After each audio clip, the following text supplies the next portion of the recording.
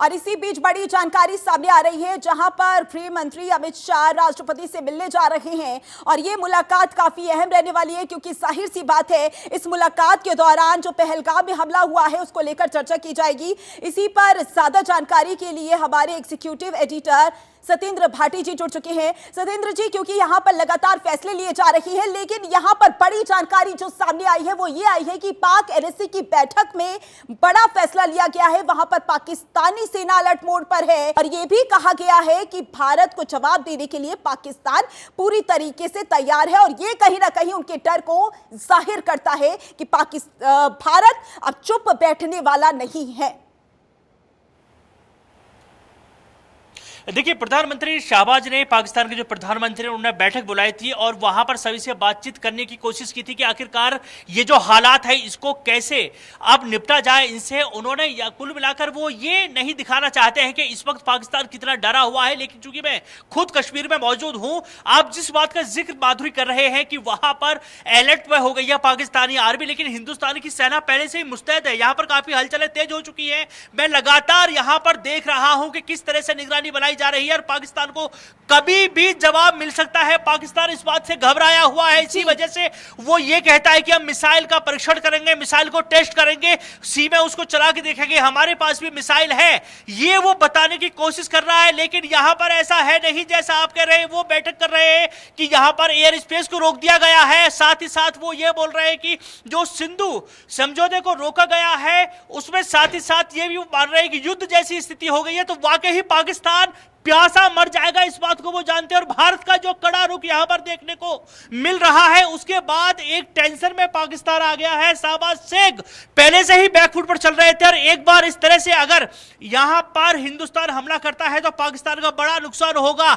जिस हलचल का जिक्र आप कर रहे थे, यहां पर जरा देखिए कि यहां पर हिंदुस्तान की सेना कितनी मुस्तैद है और कितनी हलचलें यहां पर देखने को मिल रही है। ये अंदाजा आप देख सकते हैं, इन तस्वीरों से आप लगा सकते हैं कि पाकिस्तान तो ये कह रहा है कि यहां पर आर्मी अलर्ट मोड पर है, लेकिन हिंदुस्तान की सेना कितनी मुस्तैद है। और जहां जिस बात का मैं जिक्र कर रहा था कि लगातार कश्मीर में सेना की हलचलें बढ़ रही हैं, सीआरपीएफ लगातार यहां पर मार्च कर रही है और किसी भी स्थिति से निपटने के लिए वो तैयार है। 116 बटालियन का जो दफ्तर है, मैं उसके सामने ठीक खड़ा हुआ हूं, यहां पर किस तरह से मुस्तैद है जवान, इस बात का अंदाजा आप और पूरा देश जो देख रहा है वो इन तस्वीरों के माध्यम से लगा सा है। और दूसरी बात, जिस बात का जिक्र आप कर रहे हैं कि विदेश मंत्रालय की बैठक हुई है, चूंकि हिंदुस्तान के साथ इस वक्त पूरा विश्व खड़ा हुआ है और बड़ी बात यह है कि अमेरिका के उप राष्ट्रपति इस दौरान यह हमला हुआ था वो खुद हिंदुस्तान में थे। वो इस बात को देख रहे थे कि किस तरह से पाकिस्तान ने कायराना हरकत को अंजाम दिया है। उसके बाद वो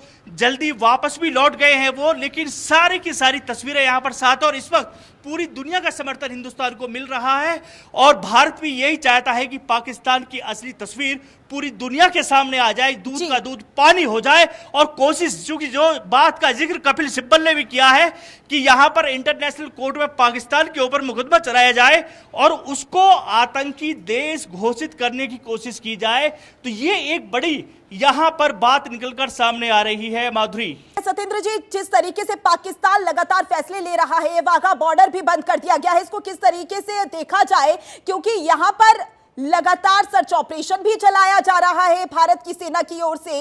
इतना ही नहीं, 3 आतंकियों की पहचान भी कर ली गई है। लेकिन इसमें खास सवाल मैं ऐड करना चाहूंगी, जब यह हमला हुआ उसके बाद तुरंत पाकिस्तान से यह जवाब आया कि उनका इससे कोई लेना देना नहीं है, लेकिन 3 नागरिक जो कि पाकिस्तान के बताए जा रहे हैं।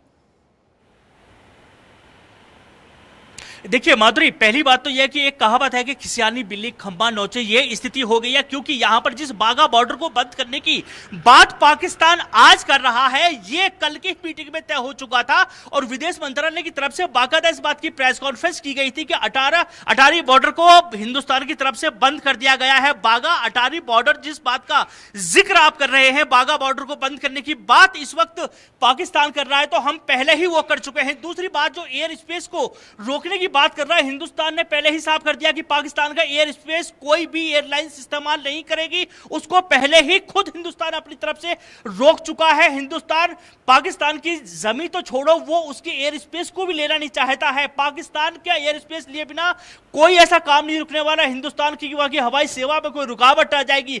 और तीसरी बड़ी बात यहां पर जो आप कर रहे हैं कि वो अपने राजनीतिकों को बुलाने के लिए बोल रहे हैं, अरे भाई साहब बुलाना पड़ेगा, क्योंकि हिंदुस्तान ने साफ साफ बोल दिया कि 55 लोग नहीं रहेंगे, 30 लोग रहेंगे। वापस जाइए, 48 घंटे का समय है, 48 घंटे में हिंदुस्तान छोड़ना पड़ेगा, वापस जाना होगा। तो यह बात पहले ही हो चुकी है, भारत सरकार की तरफ से फैसला लिया जा चुका है। उसके बाद आज पाकिस्तान के प्रधानमंत्री मीटिंग बुलाते हैं उन्हीं बातों को, ताकि अपने वहां की आवाम के सामने थोड़ी भी इज्जत बच सके, इसलिए वो यहां पर दिखाना चाहते हैं कि पाकिस्तान खुद ये अपनी तरफ से करना चाह रहा है। लेकिन हिंदुस्तान हो या पाकिस्तान, पूरी दुनिया इस बात को देख रही है कि किसने क्या कड़ा फैसला लिया है, वो सबके सामने है। अब भले ही डैमेज कंट्रोल करने के लिए पाकिस्तान कोई भी बैठक बुलाए, कुछ भी चर्चा करे, कुछ भी कहे, लेकिन सच्चाई क्या है वो पूरी दुनिया के सामने माधुरी आ चुकी है। बिल्कुल सत्येंद्र जी, जाहिर सी बात है, लगातार दर्शकों को हम हर एक जानकारी पहुंचा रहे हैं, आपसे भी पल पल की अपडेट लेते रहेंगे। विदेश मंत्रालय में जो बैठक चल रही है, जहां पर सभी देशों के राजनयिक पहुंचे हैं और बैठकों का दौर जारी है, सभी जानकारी सभी देशों के राजनयिक तक पहुंचाई जा रही है। किस तरीके से यह हमला हुआ, पाकिस्तान को लेकर अब भारत किस तरीके से फैसला लेता हुआ नजर आएगा, यह भी देखना होगा।